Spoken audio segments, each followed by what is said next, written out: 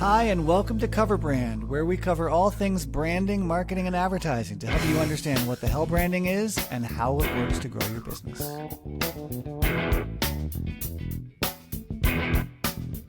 Welcome, and welcome back to Cover Brand. I am Ethan Decker, and today I have Laura Dodds on the show. Laura, how are you? I'm doing well. How are you? I'm good. I'm enjoying my new Frelk merch, which we'll talk about a little later in the show. But Amazing. first, we're going to jump right into it with cover songs because branding is cool, but cover songs are so much better. So what did you bring? Yeah, absolutely. So I came with the theory that it's really more of a theory than a specific cover song. But Okay, my but you need to give a cover theory, song too. okay. I know, I'm My high maintenance. theory is that every song is better as a pop punk cover. Every song should be pop punk. Um, Not hardcore punk, not grunge ah, punk, pop punk. it, pop I mean, punk. you're allowed to show your cards. That's the whole point of this exercise. So pop punk is your Yeah. John. Okay, well, Yes. what's an example song that's a good Okay. cover that's better as a pop punk cover? This is no disrespect. I know you are her number one fan. No disrespect to Billie Eilish, but Happier Than Ever, the cover by Loveless, just hits Oh. the angst, I think, in a really great way. Okay, so the Billie Eilish version is the OG, Hmm. obviously, Happier Than Ever. And that's like quiet and somber and weepy, and then it's got a crescendo in the middle. But the version by Loveless, which must have come out soon after, because Happier Than Ever isn't that old, is it? It's like 3 or 4 years old. It's recent. I mean, it's Okay. certainly not Okay. Ella Fitzgerald. It's Billie Eilish, for fuck's sake. Uh, so the Loveless version is a pop punk version, Yes, and it grinds and it rocks a lot harder. it does. Okay. I just think everything is better with a little bit of early 2010s angst. Okay. Okay. So, Again, showing your cards, which I love. That's why we're here. Brene Brown says the bravest thing you can do is be vulnerable. Laura, you are braver than anyone I know. I'm so brave. Brene Brown, professor at the University of Houston. Go Cougs. Whoop whoop. Okay. So I will add the Loveless version of Happier Than Ever to the cover song playlist by Cover Brand on Spotify. You can find it if you search for Cover Brand. And then I've got it queued up so I can rock out to that right after we record this episode as well. Amazing. You're Thank you welcome. for bringing that. I expect another 30 versions of covers from you that are pop punk covers, so that I can test this theory of yours because Okay. you came bearing theory. I did. So, I all did. right. Great. Well, we will get into actually covering marketing right after these words. Cover Brand is fueled by brand equity gummies, daily chewables for your long-term health. Each gummy contains 3 times your recommended dose of distinctiveness, familiarity, and mild panic about your Q4 results. And it tastes like strawberry future cash flow. Brand equity gummies. Choose your future. And we're back. That Again, was I'm Ethan an, Decker. Huh? oh, I was going to say that was an amazing commercial break, and I love that product slash brand that you were promoting. Of course you do. That particular product slash That brand one. is indeed one of your favorites, and you will It be is its next spokesperson. 100% loyalty all the time. So, to help people understand you, first I thought I'd introduce you. Today with me is an outstanding marketing and demand generation leader, innovative brand builder, perennial thorn in my side, undiscovered child star, one of the people of all time, the person I hope to be when I grow up. A woman who is hot off her one-night engagement as guest speller in the 25th annual Putnam County Spelling Bee, brought to you by Theater Under the Stars and Hobby Center for the Performing Arts. Someone who bears a striking resemblance to my sleep paralysis demon. Officially available for future podcast collaborations and work. And the reason my hair is so gray, Laura Dodds. Laura, how are you? Wow, amazing. Thank you. And I'm so excited to be back. The fans were clamoring for it, Yes, they were. demanding, rioting even. So The fan wanted to know where you went after Jimmy Fallon's TV show stopped. the fan, hello, The fan. singular fan. For those who don't know, Laura and I did an entire series covering On Brand by Jimmy Fallon, which was a reality TV show about advertising. It was super fun. So go back and listen to those episodes if you'd like us to deconstruct pop advertising. I guess that's a thing. I wonder what a pop advertising cover of a Billie Eilish song would be like. I'd rather a pop punk advertising cover personally. This is clear. You've already established that. Laura, can you, along with my exemplary and exhilarating introduction of you, give listeners a sense of the work you do before we get into what I like to call affectionately shop talk, where we talk shop about marketing and advertising? Yeah, absolutely. So when I try to describe what I do, I think the best way that I can describe it, that I guess, workshopping right now is I'm a problem solver. I like to take a puzzle, a project, a problem in the marketing realm, and just help companies and brands solve it. So I often like to work with brands that are like, we've never done this before, we don't know how to do it, Mm, and work with them to find a unique solution that's maybe a little bit um, more intricate than an out of the box solution. okay. So, and that really ranges a spectrum. The unifying thread is that I like to solve problems. So Okay. I create problems for you, but for other people, I solve them. So one What's one an brand, example? oh yeah, yeah, one Tell a brand I story, and then we can get into it and talk about some of the brand science angles of it as well. absolutely. So for one company, they came to me and they said, we were kicked off of Stripe. What do we do? And so I had to work with them and find some sort of non-traditional pathways to process credit cards because they Oh couldn't wow. use Stripe anymore. Stripe is really great functionality out of the box, but it takes a lot of platforms to replace it, Right. if you That's can't the go with whole. the big ones. Yeah, that's the selling point of Stripe, of course, is it replaces a lot of other tools. Yes, but when you can no longer use Stripe, what do you do? Right. So that's one example. Okay. Um, So you come up with a tech solution to this specific marketing problem of how do you accept payments? mhm. Yes. Okay. Okay. Another example, which I think could maybe segue into what the hot topic that I am bringing today to debate, Okay. um, Good. is a marketing organization that they didn't own their marketing automation platform. Another organization within their company owned it. So Okay. they had all the controls, they set it up. The marketing organization didn't know how to use their data, and their Hmm. data wasn't transferring over to their CRM, so they couldn't track attribution or anything like that. Oh boy. So I worked with them, helped figure out how their technology was set up, and then use that attribution data to help drive a marketing strategy that they could build on and execute. Okay. Um, Okay. so that Oh, was very fairly another, technical. they are fairly technical. Yeah. I've But also, but you oh, know go what? ahead. Just pause there to get my little brand science hat on. Uh, both of these are, first of all, full on marketing because it's about the customer experience. Hmm. It's about connecting with and transacting with customers. And in particular, if it's about ease and or the reverse of ease is friction, of course, we hear about that a lot.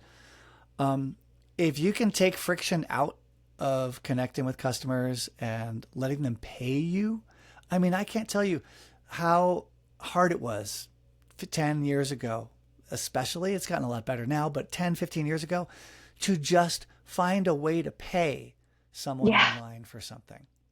And this is not just a consumer thing like if you're Zappos. Like if you're a B2B company, you should allow people to pay you however they want. Don't Okay. make them write a check or just use a bank transfer number. Let them pay however the hell they want. Make it easy for them, Mm-hmm. right? And Yeah, so getting that system up and running for credit cards, yes, you should take credit card payments, even for B2B. And you know what? You should probably absolutely. eat the fees. Don't add those fees on, like Ticketmaster. Just it's a cost of being a professional company Mm-hmm. that makes it easy for your customers to pay you. Absolutely. Absolutely. Let the record Um, show we agree on something. Now we can move on to other topics. well, I guess to put a bow on that, I know I rambled for a little bit. I am, traditionally trained as a digital marketer. I've got Mm-hmm. all of the experience, building strategies and all the channels and browbeating brand scientists into changing their branding and updating their websites. Do you code? Are you actually a coder as well? Would you consider yourself a? No, I wouldn't consider Okay, myself a coder, but there's so many WYSIWYG editors and right. drag and drop things that make building websites really easy. Good. So you don't need to know HTML Got it. as You get much. into the plumbing, but you're very much a designer as Hmm. well, right? Yeah, Design. yeah. Yep. Fonts, things like fonts. Fonts. Oh, I love fonts. Do you want to talk about fonts? We should talk about fonts. We What's should your favorite somehow font? wrap around to the science of fonts, which I don't think I've ever talked about on the show. Oh my goodness, that would be a really excellent sort of segment set of content for you. Pillar Yeah. content there. Yeah. I think one of my favorite fonts is Comic Helvetica Okay, okay. because it's Mine like is Comic Sans and Helvetica had a baby. that sounds horrible. That's why Um, I love it. Mine is called Champagne and Limousines. Oh, that's nice. So That just a sounds, nice, sleek, sexy yeah. little font. Yeah, it So sounds sexy and highbrow. Uh, no, I can't say that I have a. I don't think I currently have a favorite font. I certainly like legibility when legibility is important, like in okay. shopping circumstances. So shopper marketing was a big thing I did for a while. You really need to be able to see the packaging quickly when you're cruising through the store. What is shopper marketing? Shopper marketing is where you help brands execute their marketing at retail. So, in particular, if you're doing big packaged goods like Pepsi or Coke, and they do these programs with grocery stores and Walmarts and Targets and whatnot, it's not just how it shows up literally at the shelf, but maybe you do a holiday program or a back to school program, and you design a program that's a full on marketing program, but it's in conjunction with the retailer. And it's with the shopper in mind, not the consumer in mind. So, here's an example. Do you remember Share a Coke when everyone's names were on the Coke cans? Okay. Yes. Yes. You could find Laura, right? You could find a Laura Coke somewhere. Hmm. Finding Ethan Cokes was a little harder because even though Ethan was ascendant, it was a very popular name around that time. It was still a little hard. But to do a Share a Coke marketing campaign, you might talk about friends and friendship and smiles and generosity, and that's what Share a Coke is all about when you find someone else's name in the bin and you give it. But for shopper marketing, the question is, where do you put that in the store? Is it in the same place as the rest of the Coke or a different?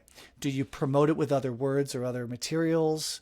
Um, do you put it in coolers? Because coolers is a whole big thing in stores because some of the Cokes are at shelf and they're warm, they're room temperature. And some of the Cokes are behind cooler doors or in refrigerated sections, of course, at point of sale, right at the cash register area. So sometimes you might have seen a full on extra refrigerator show up there with all the Share a Cokes in it. Or maybe it was a bucket. And then if you've got Share a Cokes in a bucket, do you actually put ice in that? Because then you've got dripping water all over the front of the store near the cash registers. And that's a danger for people. Literally, people will slip and fall while they're rushing around trying to check out with their groceries. And no store wants to deal with that crap. So those are the kinds of things you do with shopper marketing. Okay. And do you find that the name shopper marketing is really significant to um the description of what you're doing and makes a measurable impact on the role and the things that you are required to do? It at least helps. It raises a flag that says, "Yo, yo, yo, we're not just talking about the consumer of the dog food. We're talking about the buyer of the dog food, or the consumer of the kids' cereal. We're talking about the buyer of the kids' cereal," because there's often a difference between the consumer and the buyer. And secondly, it raises a flag and says, "Yo, yo, yo, we're not just talking about Coke marketing to people. We're talking about Coke collaborating with Walmart and Kroger and 7-Eleven." So it gets the retailer element. You realize, oh, this is the zone, the part of the marketing landscape that we're playing in. It's like a Okay. zip code. So Do shopper you marketing to me is like a zip code. so you find that at least in the shopper marketing area, that having that distinction for your marketing subgenre is meaningful. It is. It is. Okay. Yeah. All I right. mean, All right. on at the end of the day, a lot of the substrate is the same, right? It's who's your audience, what are you trying to sell, what's the idea or the premise or the thought or the creative thing, and then can you execute this stuff? And is the cost benefit analysis work out? Is it worth the effort to put those circular buckets of share a Cokes with people's names in the front of the store by the checkout in the front door? So it's Interesting. a lot of good thinking, which is just marketing. But then to say shopper marketing, well, for instance, when I did that, and I was working with the agency that, let's say, was doing the TV spots and Mm-hmm. the activations at Coachella for Share a Coke, they didn't know how to deal with Walmart and Kroger and 7-Eleven. That was not at all in their expertise. And they didn't think at all about the difference between the kids who are drinking Cokes and the mom or the dad or the school teacher or whomever who might be buying an 8-pack or a case of Cokes. So there were a lot of things that they were oblivious to, these ad agency people who just didn't understand some of the technical and functional elements of shopper marketing. So it was useful. It was a useful distinction. Okay. We were all Okay. marketers at the end of the day. I Why do you ask, Laura?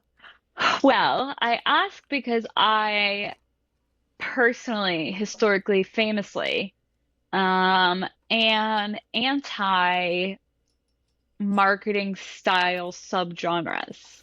Oh yeah, do tell.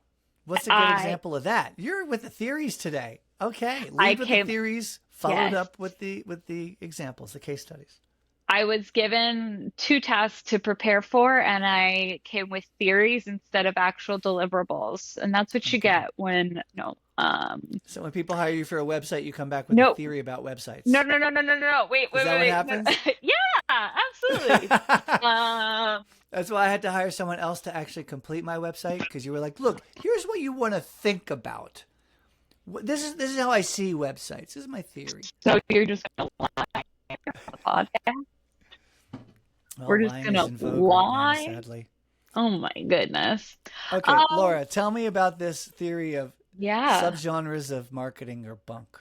So I've been in the marketing world for a bit now. And every couple of years, we see a new subgenre of marketing come around and become really trendy. So, what are we Um, talking about? Growth hacking, demand growth, gen, demand gen, growth hacking, life life cycle cycle. marketing, customer marketing. Right now, the big one is ABM, What, account-based marketing. what does that Um, mean? What do they mean when they say account based marketing? Yes. Well, I have to be careful because it seems like the account-based marketing technology gods are mad at me. They're sabotaging all my tech. Um, but We got it covered. account-based marketing is sort of the new trend in marketing subgenres. it's a theory of marketing where you create campaigns specific to one of three types or sizes of your audience: one-to-one, Okay. one-to-few, or one-to-many. So Well, that just sounds like marketing. that's my reaction to most marketing subgenres, honestly. So why do they have a new name? What are Um, they getting out of this, calling it account-based marketing? I think with account-based marketing, and other subgenres as well, it's a way to set up a system to provide structure in a vast world of chaos and opportunity. Of there's so many different things that we can be doing as marketers. And so Sure. organizations will come up with systems like account-based marketing, or growth hacking was really trendy for a while, or For sure. um Is growth hacking done? Are we done with it? Can we say I that now? think so. I think it's over. Okay, good.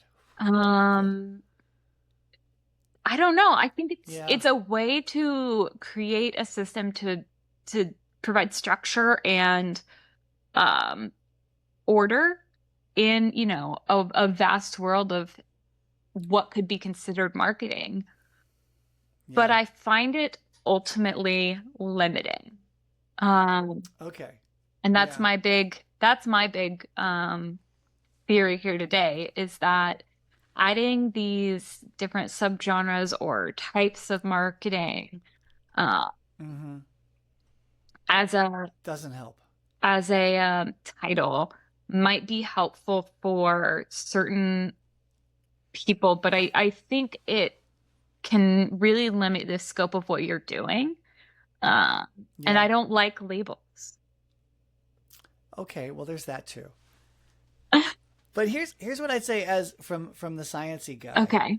A few angles. First of all, scientists, like real people who write in academic literature and do all those papers, love coming up with their own terms for things, their own nomenclature.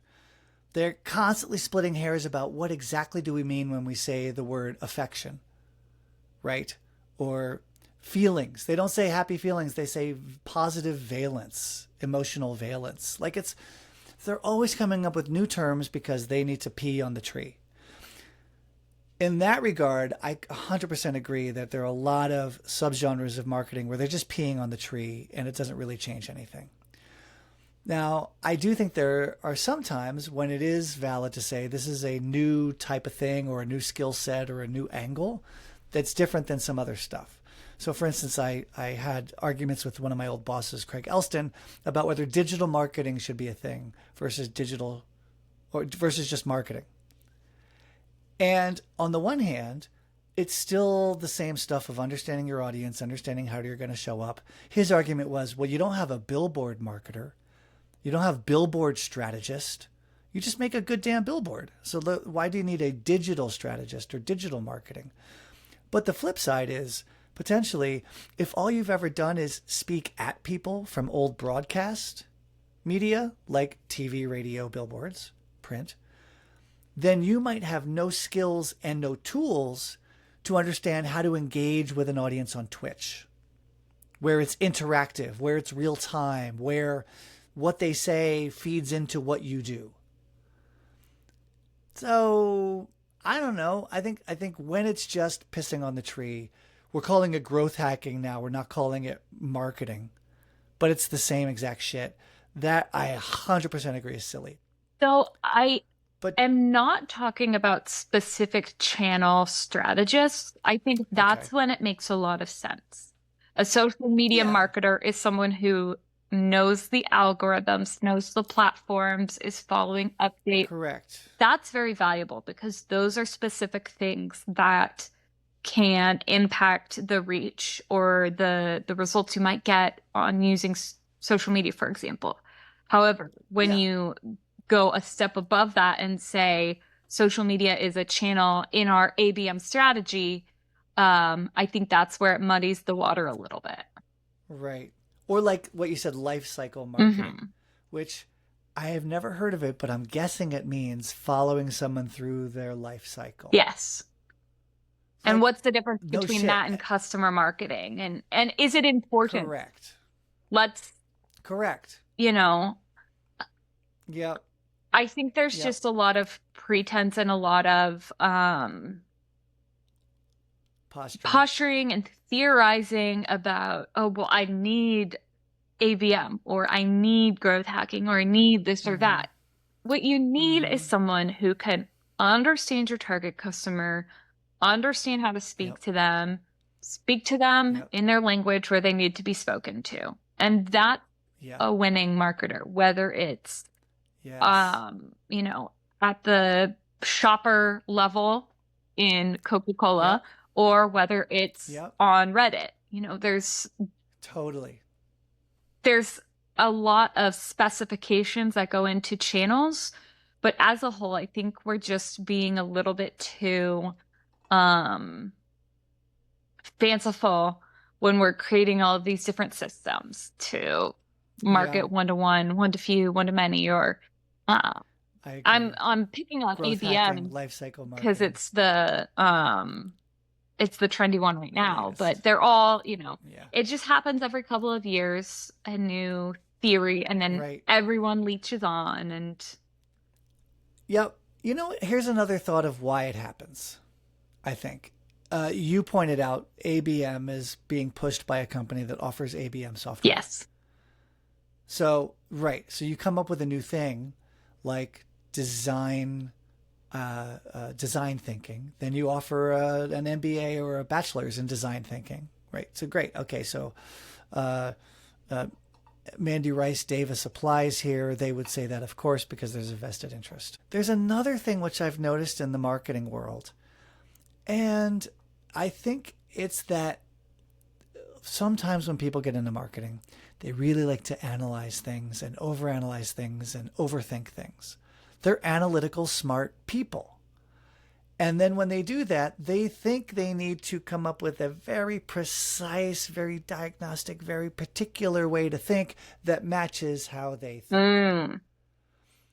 And if you're an analytical engineering type of a person who's got an MBA or is an engineer, literally, and that's how you think, then of course you're going to take something like occasions, which is broad and universal and old, like the notion of what's the occasion to use a product, and you're going to come up with something called jobs to be done. JTBD, jobs to be done theory, and it's got all of this particular details and structures and formal systems that you have to use to understand what are the jobs people hire a product for. But really, that's what's the occasion you're going to buy something. And it's because it matches how that marketer thinks, not because it's anything new under the sun. Yeah. I think, and maybe it's my own personal desire to not be put into a box, but whenever I work with a new client, I never have a set rule of this is what we're going to achieve, or this is what the channels we're going to do, the execution items. I don't have any of that because every brand is different. Even two brands in the same industry, I wouldn't take the same approach because their resources might be different. Their brand equity might be different. Their perception. There's so many different things, or their goals. And so I think by focusing on the system with which we are marketing, we're allowing ourselves to get taken away from what are we actually trying to accomplish. And if you start with the goal and the customer in mind, and then use all of these things that are at our disposal, creating content for a specific account, or using social media, or growing your audience on X/Twitter, whatever that might be, that's how you're going to see greater success. I like that. It matches a lot with the system we use at Applied Brand Science, which is the laws and the levers, right? The laws are things that really do apply everywhere all the time, like understanding your audience, acquiring new buyers and new customers, realizing that churn is universal and normal, right? Those are laws. But then the levers are, am I on Twitch or on TikTok? Am I going to do billboards or radio? Do I need a wide mass marketing approach, or do I need customer by customer personalized approaches? And you're right, for that, those are different levers, and different companies, even in the same industry, can pull different levers. Yeah, exactly. Yeah. And I think that's part of the reason that I sort of stumbled through describing what I do. It's because it doesn't fit into a nice package, a nice system. For me, it's really about the end goal that we're trying to achieve. And so I sort of had a little wayward path to describe what I do and what I like to do, because there's so many channels at my disposal, and so many things that I can employ to achieve the marketing goals. So I like to sort of zoom out and say, what are we really trying to accomplish? Right. So in that regard, you would want to market yourself as a marketer who solves X kinds of problems, perhaps, or a marketer who works with X kinds of companies, perhaps. And then you can skip over that thing about the marketer that uses X kinds of tools or Y kind of tactics. The only problem that I have faced in that is that it does depend on the audience. So if I am speaking to marketers, I can sort of give my whole problem-solving spiel, and it lands pretty well.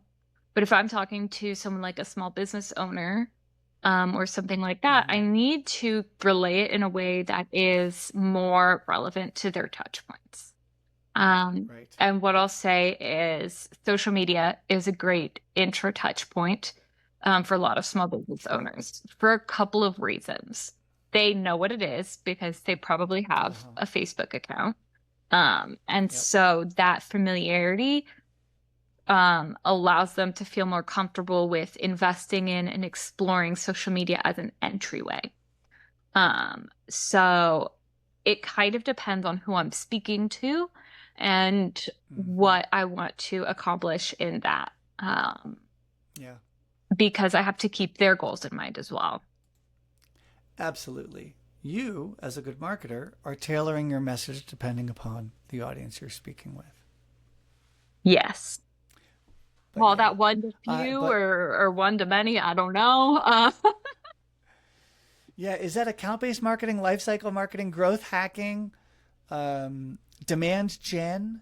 I love demand gen versus demand harvest. Like, those are such silly, modern, trendy, hipster names for the oldest things in the book, marketing and sales. I'm inventing a new type of marketing called holistic marketing.